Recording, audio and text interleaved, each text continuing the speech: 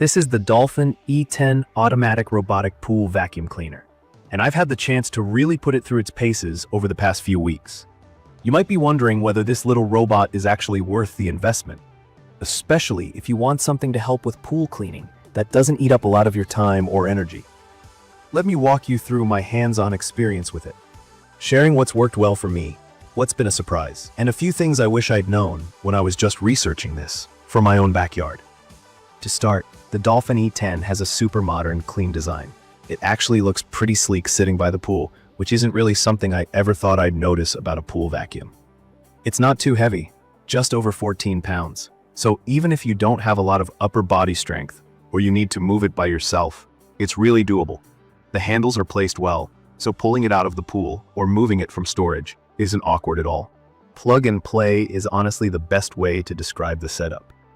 The first time I took it out of the box, I was kind of nervous about how much assembly I'd have to do. Turns out there's basically nothing to put together. You just take it out, snap the long cord onto the power supply, plug it into a regular outlet, and you're almost good to go. For anyone who hates reading through a confusing manual or feels overwhelmed with tech, the Dolphin E10 makes life pretty simple. Let's talk about the cord for a second. It's 40 feet long, so you don't need to stress if you've got a 30-foot above-ground pool. There's room to spare. But I have to be transparent here. The cord doesn't have one of those anti-tangle swivels you see on some more expensive models. Most of the time, the vacuum just does its thing and I don't notice any problems.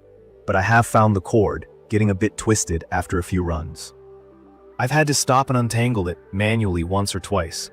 If you use the vacuum a lot or have a pool with lots of tight angles, the cord can sometimes get in its own way.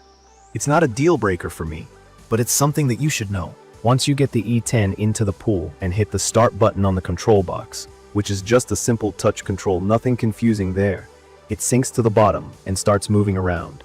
What really impressed me is how quickly it picks up debris. I've watched it go straight for leaves, even those big soggy ones that sometimes get stuck on the bottom for days, and just suck them up. Acorns, small bits of dirt, and even some teeny tiny stones haven't been a problem either. The active scrubbing brush at the front spins as the robot goes, which helps get rid of that slick algae layer that can build up on pool floors, especially at the start of summer, or when you haven't cleaned for a while.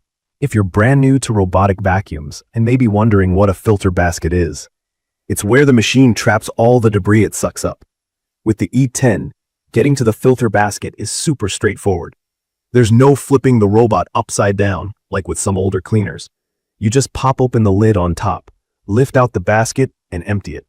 Rinsing it off with a hose takes maybe a minute. I like this a lot because I used to dread cleaning out my old pool vacuum, which always seemed to spill gunk everywhere.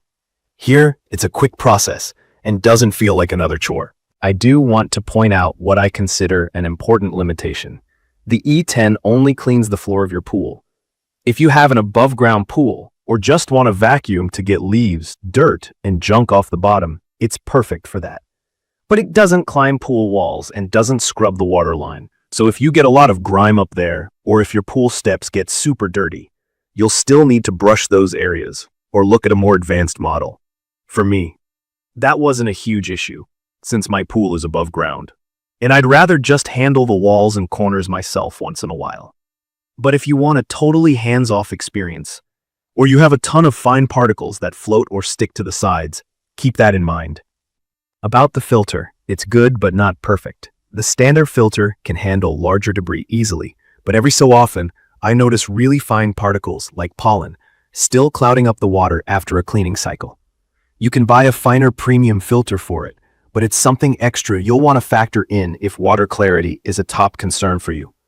One thing some people might miss is a timer. The E10 doesn't have a built-in weekly timer, so each time you want to clean the pool, you power it on manually.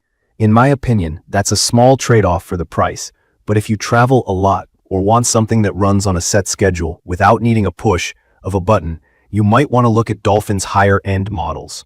The cleaning cycle takes about an hour and a half in my pool, which feels pretty quick.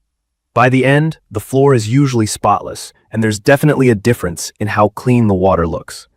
The E10 seems to work out a predictable path, and even though it can't climb, I rarely see streaks or mist patches on the floor. That active brush is a big help. It grabs what other vacuums sometimes leave behind. When it comes to draining it afterwards, the robot is built well enough that lifting it out doesn't release a flood back into the pool. It has a smart water release system, so you're not left struggling with a sloppy, heavy mess. If you're worried about storage, it's pretty compact, so it fits easily in my garage corner. Warranty-wise, you get a limited one from Maytronics. I haven't actually had to use it yet. And based on the quality so far, I don't anticipate needing a replacement anytime soon. But it's good to know the company does stand behind its products.